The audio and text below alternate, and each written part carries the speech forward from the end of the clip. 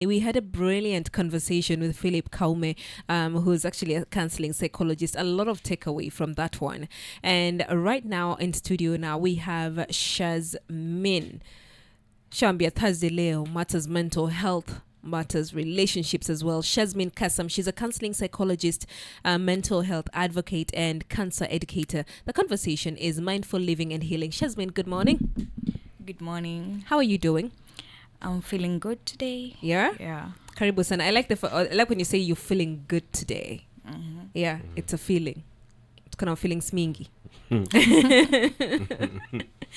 Shazmeen, we're talking about when we're looking at mindful living and healing. What exactly do we mean? When I talk about mindfulness, I talk about being in the present moment. Yeah. Like tapping into how your body feels, Yeah. your thoughts, emotions. Yeah. To create a calm environment for yourself, to create that calm space for yourself. It's more of like calming down in the present moment, not thinking about the past, not thinking about the future, or rather worrying about the future. And mindful healing, on the other end, we look more on the intentional healing, not just going about your day-to-day activities, putting at the back of your mind that you're healing from something, but not intentionally doing activities to get to it. So when you talk of mindfulness, you're putting it in the center of your you're putting at the center of your attention, Yeah. the intention of actually healing. Okay. Yeah. So first you said create a calm space for yourself. Yeah. How do I start by creating a calm space for myself if I wanna live a mindful life? What are the things I need to look out for? You have to look out for your feelings. That's Okay. why I started with I'm feeling good today, Yeah. because this is what will carry most of the conversation. So how you're feeling, your thoughts, and the causes of those feelings. So it's more of emotional navigation in our day-to-day life. So let's say something happens and I have a certain feeling about it. I have to get to the cause. But then getting to the cause, I have to also pay attention to my body. I have to pay attention to what is it that happened that triggered that. Yeah. Then after that, how did I behave? Is it something that can be changed? Is it something that should have been at that moment? Validating it without judgment. And mostly mindfulness is a practice that comes, it's not something that you can start in one day and say you've perfected it. You cannot perfect mindfulness. It's a lifestyle. It's training your mind, training your body to go about it day to day. And there are some ways to get to it. And one of them is journaling, Okay. putting your thoughts down on paper. It brings about that mental clarity. Yeah. And another thing is meditation. But then I go back to the intention. When you are in that space trying to get your thoughts to align, trying to remember, you're not trying to control your thoughts. You're trying to make those thoughts not control you. You're training your emotions not to control you. So meditation, and there are different forms of meditation. There are different types, and what is going to make them vary is now the intention you put behind it. Yeah. Okay, when you're talking, because you've mentioned when it comes to mindful healing, you've said you have to have an intention to heal. Now, there are different reasons why somebody might seek healing. Either you're going through a breakup, or either you've gone through loss, right? Yeah.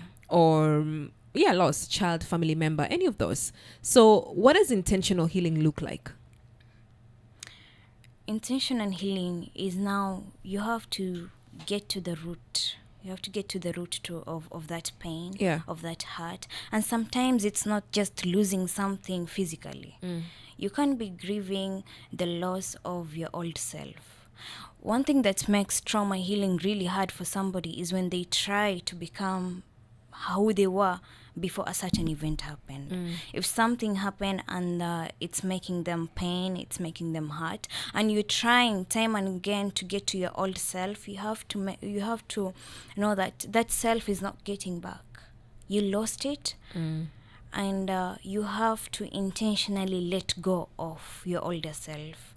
As much as we are healing from now, the things that happen around us, that happen around us, we have to let go of the old us that was there before that thing. The incident. Before the incident we're Yeah. trying to heal from. Yeah. It could be trauma, as you said. It could be an accident. It could be a relationship. It could be betrayal. But it could also be a very huge shift in your life, like moving away. Yeah. Yeah. So there's when something around you changes, something within you also changes, and vice versa. Okay, I like what you've said, that we're always fighting to go back to how things were before the incident, but now something already happened, right? So not meaning we need to move forward. Now, for somebody who's again grieving, and they could be grieving the loss of a job again, friend, or a loved one, or a relationship, right? How do I walk into this new path that's also really, really hurting me? Yes. So when you talk of grieving and we want to move forward, Yeah. we want to actually get to another point of life where this pain is there, but we've learned to live with it. Yeah. Some pain don't go away. They stay, but we learn to live with it. We learn to create a shield around it. So the first step is you have to acknowledge that grief comes with different emotions. Grief today can come angry. Grief tomorrow can come as a feeling of abandonment. Grief the other day can come crying. It could be sad. Grief can come happy.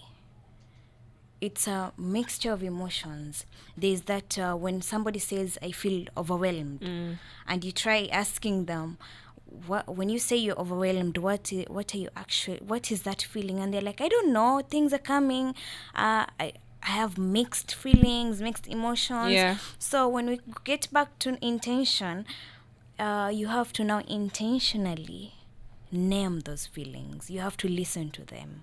Okay, today, this is what I'm feeling. Today, these are the thoughts that are coming in my mind. What is it telling me? Am I listening to it? Then when you listen to it, you'll be able to actually differentiate them. The feeling of guilt is different from the feeling of grief. The feeling of joy is different from excitement, though they might look the same at face value. So when you try to actually detach those strings, name them, when you have named them and they're there, now imagine this board is a place I'm writing them. And I've now overwhelmed feelings. What am I actually feeling? You rate them to what is actually bothering you most, to the least. Then you work on them bit by bit. Is it anger that I'll be dealing with? Yes, I've lost something. You could be, do you know, I usually say not everyone you see in a burial is mourning the dead. Not everyone you see in That's a burial true. is mourning the dead. Yeah. There's somebody there mourning what has left with the deceased. There's somebody mourning the idea of an ideal future with the deceased. There's somebody mourning the person they were with the person before. They're not mourning that death. They're mourning what could be, what would be, what was. And sometimes they're also mourning anticipated excitement, something that was not there, something they had anticipated, expectations. So you might see somebody just crying and you could be like, hey, what's si huyu alikuwa yuko karibu sana na marehemu. Kumbe she's thinking, now that he's gone, who's going to? Yeah. You get it. So are you able to, and there's anger also. There's somebody who tells you, I'm grieving,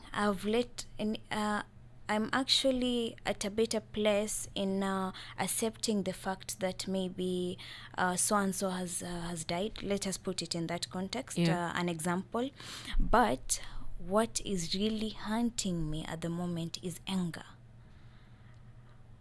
I wish the last conversation we had was this way or that way. I wish I was closer to this person. I wish I hadn't said this. Why is God doing this? Yeah. So you have to look at all those different spectrums coming to it. Yeah. The first step is listening, recognizing, acknowledging that it is there. Only then will you be able to talk to it. You have to talk to that grief itself when it comes. Yeah. I like that.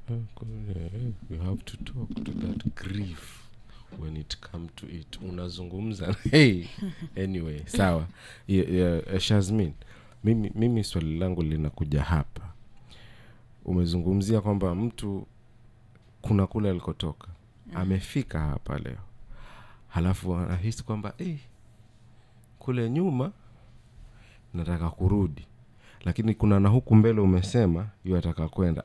Ako divided into 3 parts. Kuna nyuma yake na itamani jana yangu. Halafu yuko hapa leo lakini anataka na kesho.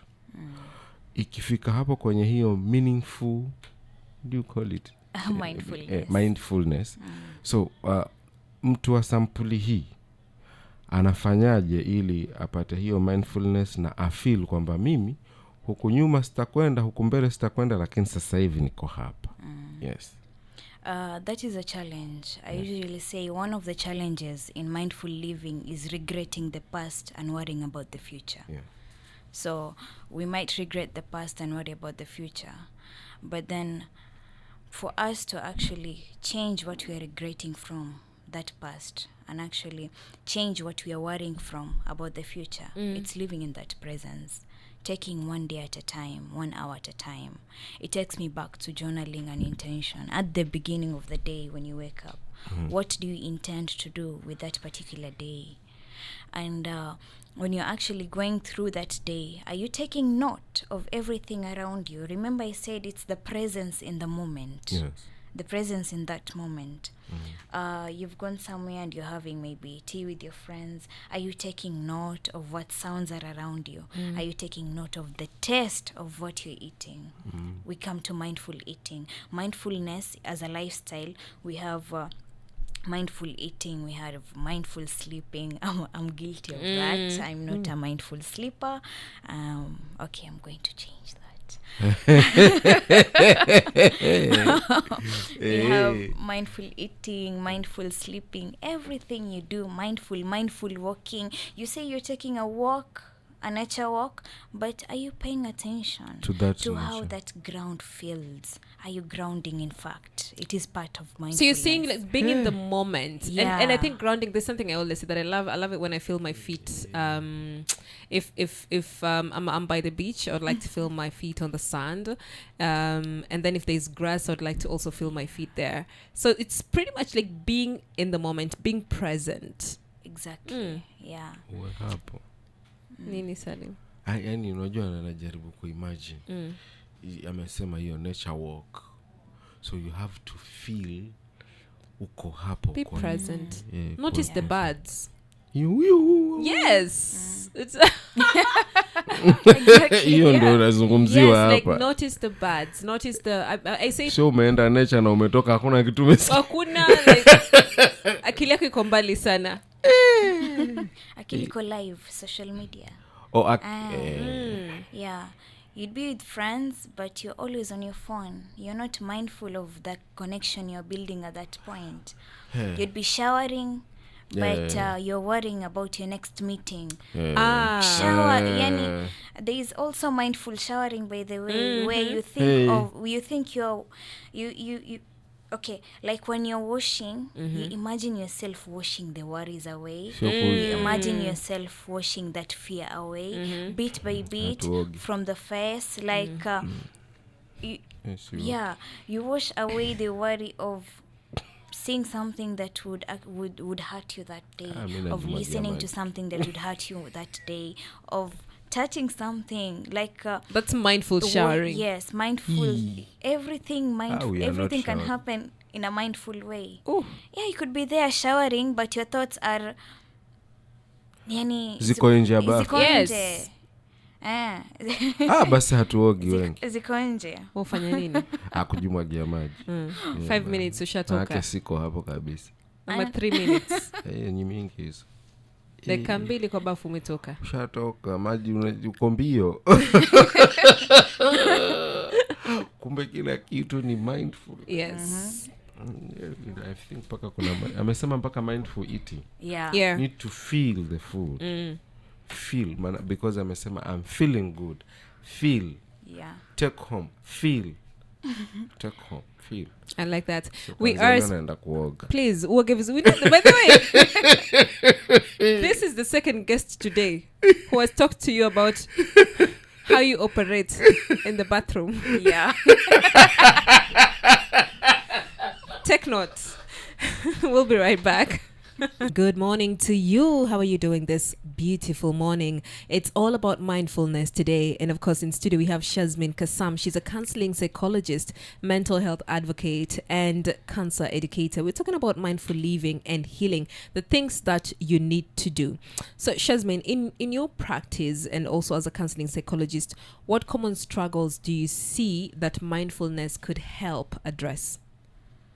Okay, one of the most common challenges is catastrophic thinking. Catastrophic thinking, from the word catastrophe. Yeah. We have people who think on the negative extremes. Okay. Like, what if it doesn't work? What if... so this what happens with catastrophic thinking, or we also have black and white thinking, the polar thinking. It's all in the thoughts. You think it's either this or not. So what happens when that consumes the mind, one is unable to stay calm in the present, because they're like, what if it doesn't? Yeah. What if it goes the other way? Is it going to really work? Yeah. So another challenge is triggers from the pain of the past. Yeah. So there's a new post I put. It says, are you really healing or simply distracting yourself? I like that one. Are you really healing or simply distracting yourself? Yeah. So when we come to the triggers, when you come to the triggers, actually, this is a challenge where you find somebody pushing them away. Instead of now like acknowledging them, dealing with them, you find people pushing them away, distracting themselves, going out of from the places where the incident happened. Maybe you find people moving cities. You find people they stop talking to the people that maybe hurt them. Yeah. They stop watching content about that particular incident that happened to them. So what happens with this? You end up distracting yourself, and in the long run, when those triggers now face you, because you've been ignoring them for a long time, they come and hit harder. It is not mindful living when you are pushing them on the side. That is a very big challenge, because you find somebody telling me, hey Shaz, I've even moved cities. Hey Shaz, I don't want to look at this. Hey Shaz, how do I block from here and there, and I still see content from this and that person? So what this person is doing is ignoring those triggers. It is okay to minimize the exposure to the triggers, but again, you have to acknowledge them and work on them.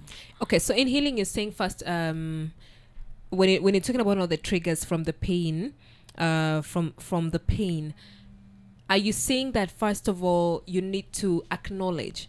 Once you acknowledge it, then what do you do? Because you're right about the fact that people block it out. Yeah, you tend to, I think I've also found myself in a space where I've blocked out something because I'm like, I don't want to think about it. And distraction actually happens when, in my part, distraction has happened when I got too busy. And you see, in my busy activities, I was like, I'm not thinking about it. I'm not dealing. So I'm in spaces where a lot is happening. So I don't really get time to think about it. But in that instance where I get alone with my thoughts, then it pops up, right? So how then does one deal with you acknowledge it, you face it, you heal from it, and you move? Okay, so on the first point, when you asked about what next after acknowledging, it's challenging. Okay. You have to challenge those thoughts.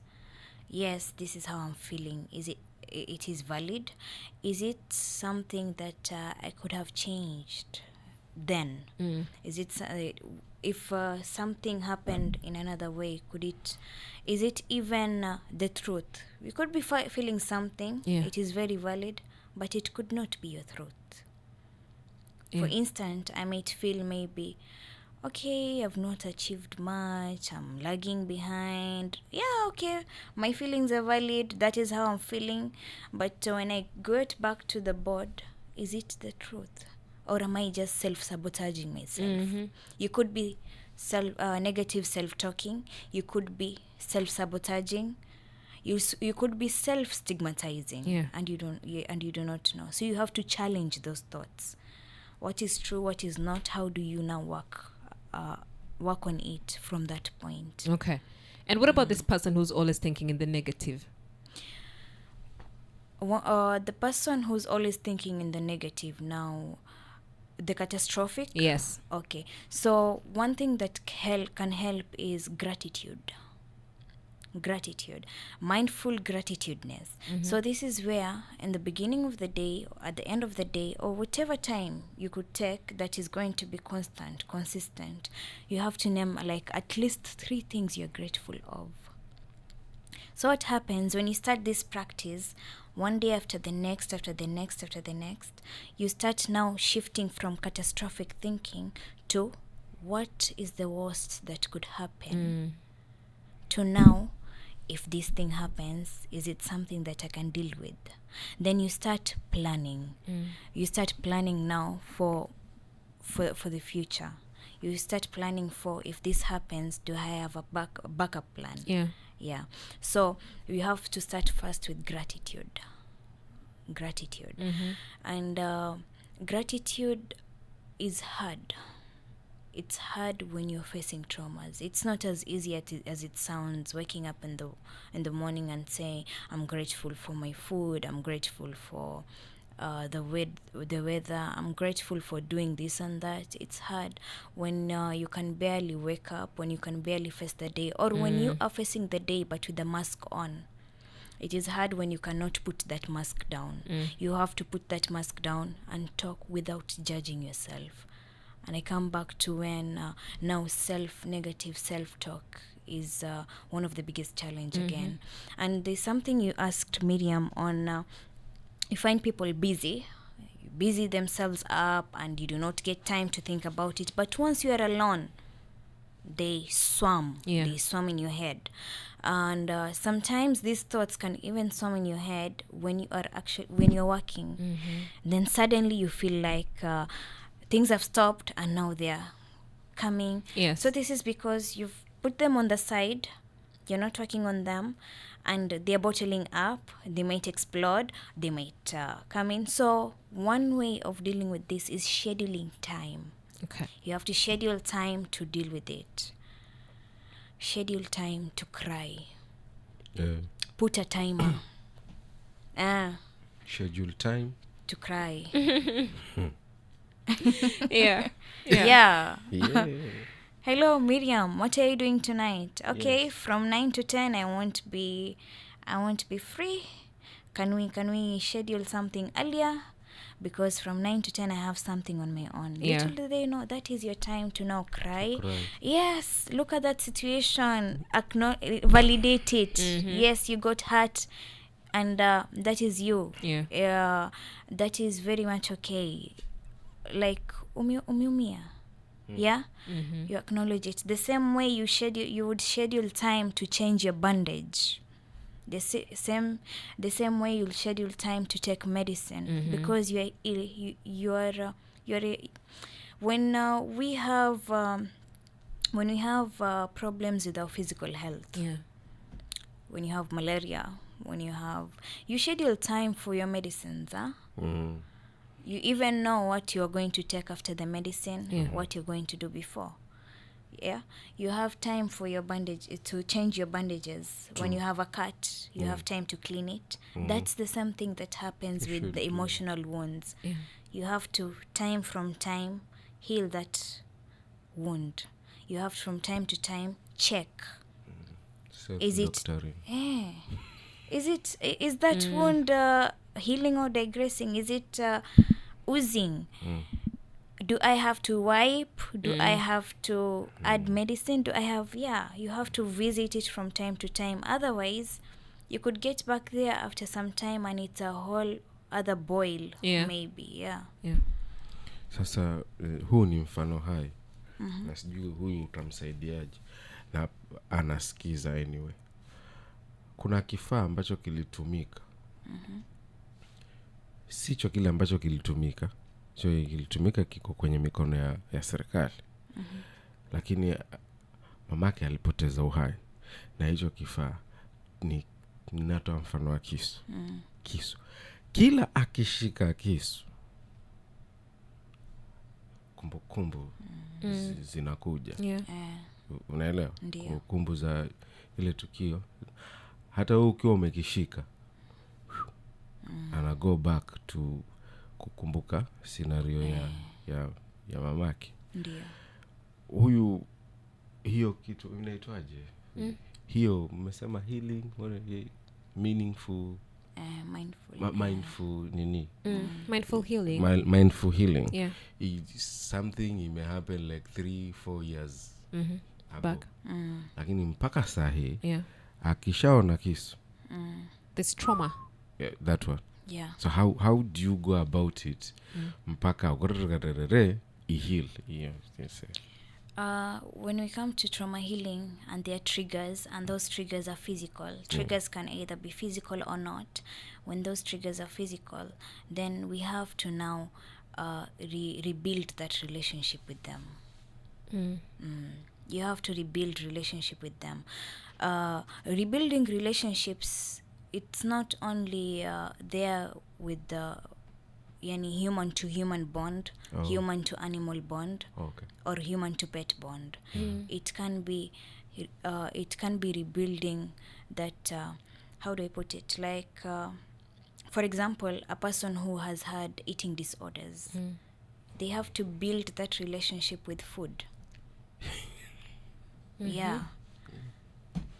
A person who was sexually assaulted, they have to build relation again with their sexuality and pleasure. Even with erotism, they have to rebuild that relationship. So when it comes to a person whose trauma comes from inanimate objects, they also have to build a relationship with those objects, and it comes first with forgiving. When we talk of forgiveness, we think of forgiving us. In fact, forgiving ourselves, as I see from people, inakuja last, and it should be the first. We talk of forgiving ourselves, forgiving the people around us. If you're a spiritual person, forgiving God. You find people angry. God, why did you let that knife do what it did to the person I love? Unaanza huko juu kwanza. Unaanza huko juu. If that object wasn't there, in this case the knife, it wouldn't have happened. Now you have to challenge that thought. Could they have used something else if that knife was not there? Is the possibility a yes or no? You have to get back to forgiving that and building the relationship with that object as well. Now we come to what we call exposure therapy. Exposure therapy comes in all kinds of now rebuilding relationships with people, places, incidences, all that. Are you able to hold maybe a toy at first? Just get a toy. If toy is too tangible, start with images on the phone. Get a toy, get a plastic one, get a blunt one, a butter knife. It's not going to take days. As I'm talking in a kind, it's something that is going to take a short time. It can take quite a long time, but rebuilding relationship with inanimate objects, with the loved ones, it happens. I like that. And even with the example that Salima said, I have a friend who said she lost her mom at a very young age. She was very, very young. I think she was around 3. And I think she remembers sirens, all right? The ambulance and then the siren. Now, the person I'm talking about right now is around 36, 37. Remember, she lost the parent at 3. But she says every single time she sees the ambulance and she hears that sound, it takes her back every single time. Every single time it takes her back. Now, I know there's certain grief that you see that there's some that we live with. Yeah. For somebody like that, is it something that she has to live with, or is there a way to get to a space where when you hear that sound, it doesn't make your heart sink? Healing is relative. How I heal is not how you would heal. So I cannot 100% surely say that she's going to, how Yes, I put it, yeah. she's going to live with it in harmony. Yeah. But one thing, and this is a bigger part of mindfulness, is that all our senses hold memory. All our senses hold memory. And most importantly, smell, tongue, ears, more than even eyes. Yeah. You can smell something and your whole childhood flashes back. That's true. And that is why in study skills, you find people saying, chew a gum when you're studying, then chew the same flavor during the exam. Or have a certain perfume when you're studying, then spray that same perfume when you're taking exams. Yeah, it works. That's magic. Here. It works. So when you come to now mindfulness, you have to also take into consideration all the senses. So let's say I'm here and I'm trying to be now present in this moment. As I said first, what you hear, what you see, how your mind is feeling at that, what thoughts are coming in and out. Yeah. So for her to actually get to a place of harmony with the sounds, it will depend on how she goes about it, and it's different from person to person, but it is doable. It is doable. Okay. Thank you so Yeah. much, Shazmeen. This has been very productive. Yeah. I think we've had a very mindful Thursday. Leo. We've had a mindful Thursday. Oh, I'm a bomo. So lastly, how do I go about building a mindful life? Building a mindful life. When I started, I said doing everything mindfully. So let us start from the beginning. Yes, Let's 'cause see now you're talking to- what a mindful day Yes. could look like. Yes. Okay, so when you're waking up in the morning, those routines, those rituals, how you've planned them, are they aligning with what is they're going to give you during the day? How you start. Your routines are part of your mindful living. How easy are they for you? How efficient are they for you? How sustainable are they? Now, your routines. You've woken up and you're making your bed. Are you just like throwing the are you throwing the sheets around? Yeah. When you're now showering, when you've made your cup of tea, cup of coffee, how are you enjoying? Are you just gulping it? Yeah. If you know that morning coffee is really important to you, create time for that morning coffee. So when you're there and you're gulping it, before stepping out of that house and you have your to-dos, you've planned it and everything, you've put it down, that is mindfulness. You put it down in a way that you perceive it best. If I'm a scriptural learner, I'll put it by writing, because I know I can get back to it from time to time. Yeah. If you're an auditory learner, that means you'll listen to it more and you'll get much from it. I'm bringing in the aspect of the learning the learning styles, because that is how we hold memory again. So you've planned it and you're getting to work. Is your mind present at that moment, or are you thinking about things that are popping on, what you left at home, who's saying what is happening? If if these things can be done, list them down, deal with them, get back to work, or schedule time to deal with them. When you're eating, come to mindful eating. Again, I get back to body scanning. Body scanning can take, even when you're done eating, you've gone to wash your hands. When you're washing, you can do it there. It's all a matter of intention. Everything you do is a matter of intention. We could be doing something, a very similar thing, but what could be differentiating it would be intention. Yeah. So that intention that is there. When you've winded up your day, what do you do after that? Do you just simply get home and throw yourself on the bed? Do you just sleep? Do you think about your day? Do you think about a better tomorrow? Do you what kind of content do you watch at the end of the day when you are supposed to be unwinding and getting to that calm space of sleeping? News. Football. What?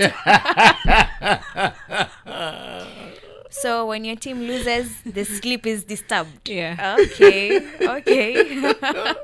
When you have news of Rigiji coming back, maandamano inakuja. There is somebody, I don't remember I saw this, whether it was somebody I was talking to, but there are people who say they do not watch the news at that time. They watch the recap so that they do not start or end their day with bad news. True. So there's that. Then gratitude is a big part of mindfulness. Gratitude, we have mindful gratitudeness. And also there's a post I had shared on my Instagram. Maybe we can also direct the listeners to it. It has 7 mindful exercises, beginning with we also have the positive affirmations. Affirmations work. Do you know, when you tell a kid that they are bad at something and they grow up listening to that, they believe it. It's the same way when you say something positive to them. And that is the same thing that happens when you talk to ourselves. We have countless number of thoughts in our heads. We say a lot of things, but a huge percentage of these things are said in our minds more than from our mouth. I might have thought about something else to say, but I came here and words that are flowing might not have aligned with what I had thought to say. So there are more thoughts in our mind than what we actually speak. Are these thoughts friendly to us? Or are they sabotaging us? Are you actually even sabotaging yourself? So we come to those affirmations and gratitude again and again. So thank you. Yeah. I think, like I said, thank you, Shazmeen. We've had a mindful Thursday. We've learned how to make relationships better by a conversation that we had with Philip Kaume. That is, he's a marriage counselor, and then now also mindful living with Shazmeen Kassam. If you want all these interviews, by the way, they're on our YouTube platform at Swahili Pot FM. In case you missed something today, what's your social media handle for those people who might want to reach out to you? On Instagram, I'm Shazmeen, shaz._mean. Yeah. Thank you. Of course, that is Shazmeen Kassam. She's a counseling psychologist. And from us to you, we say adios. It's been a good Thursday, right? Yes. Yeah. A wonderful one. A meaningful one. What's your takeaway? Party ya ku scan. Oh, body scanning. Body scanning and the part ya kuoga. Kuoga na your partner. Hii yengine. Which one? Hii ya Shazmeen. Oh, so you're still not going to... Okay. Hiyo sitafanya. Nitafanya hii ya Shazmeen.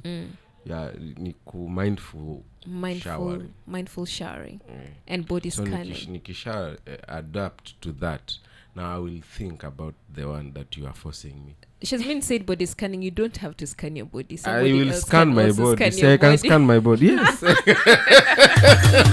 Habari za hapa kwetu pwani, sana michezo na